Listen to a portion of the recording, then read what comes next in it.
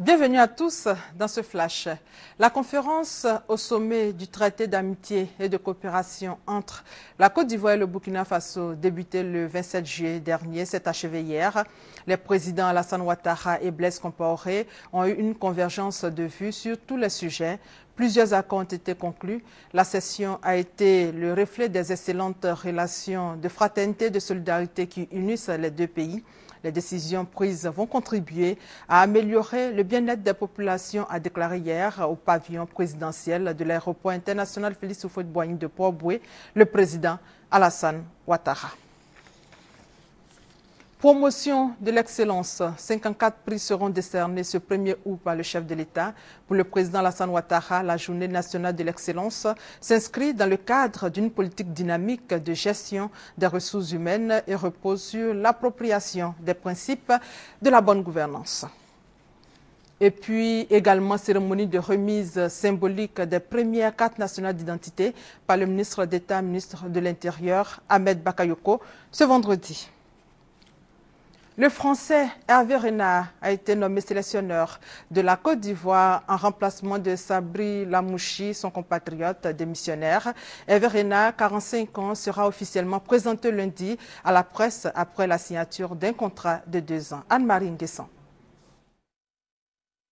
Le futur entraîneur de la Côte d'Ivoire qui a été retenu par le comité exécutif, c'est Hervé Renard. Hervé Renard, désormais entraîneur et sélectionneur des éléphants de Côte d'Ivoire, a convaincu la fédération notamment par sa grande connaissance de la sélection ivoirienne et du football africain. Le projet que cet entraîneur-là nous a présenté va en droite ligne avec nos objectifs, en droite ligne avec notre vision, et le cap défini est le même que nous avons prévu. Le technicien français qui aura la lourde tâche de conduire les éléphants pour les prochaines échéances va aussi gérer le football local. Il a été recruté pour un mandat de 2 ans renouvelable. Hervé Renard, 46 ans, a été l'adjoint de Claude Leroy au Ghana en 2008.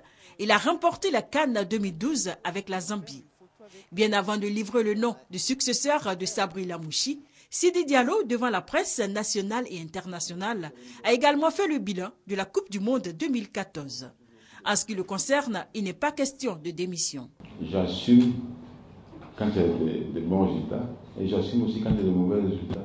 J'assume, j'ai eu mal comme tout le monde, je suis le président. Dans la vie, vous savez, on peut trébucher, tomber, mais il faut se relever. Voilà. On se relève, c'est ça le sport. Hervé Renard sera incessamment à Abidjan. Il assistera d'ailleurs à la finale de la Coupe nationale prévue ce dimanche 3 août au stade Félix Houphouët-Boigny. Un sommet spécial se tient aujourd'hui, vendredi 1er août, à Conakry, en Guinée. Il réunit les 4 pays membres de l'Union du fleuve Mano.